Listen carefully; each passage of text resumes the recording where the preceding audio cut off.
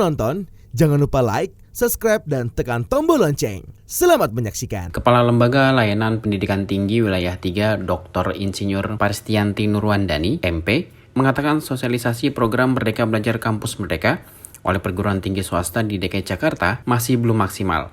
Ada beberapa faktor yang menyebabkan perguruan tinggi swasta kesulitan untuk mensosialisasikan program tersebut, di antaranya belum mendapatkan status akreditasi institusi. Data yang dihimpun LL Dikti Wilayah 3 ada 125 perguruan tinggi swasta yang belum terakreditasi institusi. Menurut Paristianti, akreditasi institusi ini penting didapatkan karena dapat memperkuat kinerja humas perguruan tinggi untuk mensosialisasikan program MBKM kepada masyarakat.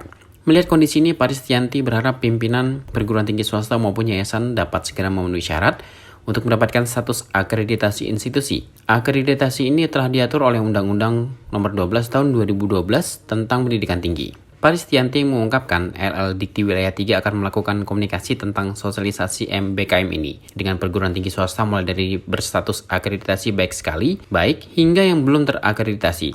Tak hanya itu, LL Dikti Wilayah 3 juga akan melakukan kegiatan MBKM bersama dengan perguruan tinggi swasta yang sudah berstatus akreditasi unggul dengan perguruan tinggi swasta yang belum memperoleh akreditasi unggul. Lebih lanjut, Paristianti menegaskan bahwa kehadiran humas di perguruan tinggi swasta sangat penting agar dapat mengoptimalkan sosialisasi program yang berkaitan dengan pendidikan tinggi, termasuk MBKM. Kami tahun ini tuh membuat klaster, Bapak Ibu sekalian, untuk MBKM itu. Karena menurut saya ini program bagus, sama dengan Pak Rektor. Menurut saya ini program MBKM itu bagus banget, asalkan disikapi dengan positive thinking. Ya, yang pertama adalah kita buat klaster yang sudah unggul-unggul tuh semuanya sudah melakukan MBKM mandiri. Pemerintah mau sampai kapan sih kuat memdanai MBKM? Ya kan, yang penting itu kan daya dorong dari dalam perguruan tinggi itu sendiri, karena ini penting untuk anak-anaknya, anak akademisnya. Saya selalu bilang, saya nih ibu dari anak akademis 900.000 mahasiswa di DKI Jakarta.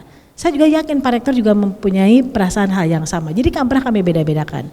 Kemudian yang kedua adalah kami juga melakukan komunikasi dengan yang teman-teman berada di baik sekali, akreditasi baik sekali, kemudian ada yang baik, kemudian yang tidak terakreditasi. Ternyata Pak Rektor yang tidak terakreditasi kalau mau didampingi oleh yang unggul takut, Pak. Takut duluan, begitu ya. Jadi kami akhirnya adalah melakukan kegiatannya itu, yang unggul itu kami minta untuk menjadi insight bagi yang baik supaya segera menjadi baik sekali. Kemudian yang baik kami turunkan tuh Pak untuk melakukan pendampingan kepada yang belum terakreditasi. Hal senada juga disampaikan Rektor Universitas Tarumanegara, Rektor Untar, Profesor Dr. Insinyur Agustinus Purnairawan. Profesor Agus menyebut humas menjadi garda terdepan dalam mempublikasikan program dan karya yang bermanfaat bagi masyarakat luas. Karena itu Untar tak berhenti untuk terus mengembangkan kinerja humas. Nah, salah satu sumber data itu pasti di humas. Apa misalnya data? Berita, ya kan? Berita kegiatan pengabdian masyarakat adanya di humas. Saya trace, dulu itu kita pernah dapat penghargaan ini, dapat itu, dapat ini, mulai kumpul-kumpul semuanya karena ada di berita di humas. Kalau nggak ada di berita di website, saya mungkin akan kehilangan jejak banyak sekali dokumen kinerja Untar selama periode sebelumnya. Itu satu hal. Yang kedua yang saya rasakan penting juga adalah publikasi karya. Ya, publikasi karya untuk dikenal. Waktu awal-awal jadi rektor ditantang, ini mahasiswanya mau naik seperti apa ini? Pusing juga ya, jadi rektor ternyata pusing juga Bapak Ibu ya. Suruh ini suruh itu. Nah, salah satu cara untuk bisa mempublikasikan keunggulan Untar ya melalui humas. Nah, itu dua hal pokok. Nah, setelah itu karena tahu bahwa memang humas itu adalah sumber informasi tadi, maka kita kembangkan humas. Tetapi saya juga mengingatkan humas Untar.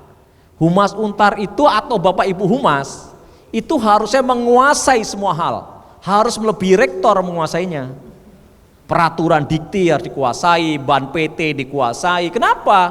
Ya kalau nggak dikuasai kita mau ngomong apa? Begitu ditanya, teman-teman wartawan tanya ini bingung, tanya rektor aja, sedikit-sedikit tanya rektor, rektornya memang pengangguran apa gimana ini? Ya kan? Nah, saya kira penguasaan terhadap ketentuan-ketentuan prestasi yang diperoleh perguruan tinggi, prestasi yang dilakukan oleh prodi, mahasiswa, dosen, Humas harus punya datanya dan siap untuk dipublikasikan. Maka menurut saya penting sekali. Gitu, Festival Kehumasan 2023 diselenggarakan oleh LL Dikti Wilayah 3 dan Untar dengan mengangkat tema peningkatan mutu kehumasan melalui publikasi MBKM. Kegiatan tersebut dihadiri antara lain Yayat Hendayana, SSMSI, Koordinator Substansi Umum, Humas dan Kerjasama Ditjen Diktiristek, Dodi Zulkifli Indra Atmaja SIKOM MSI, Subkoordinator Humas Ditjen Diktiristek, Ketua Pengurus Yayasan Tarumanegara Profesor Dr. Aryawan Gunardi SHMH, dan perwakilan Humas dari perguruan tinggi swasta di Jakarta. Tim Eljon Media melaporkan.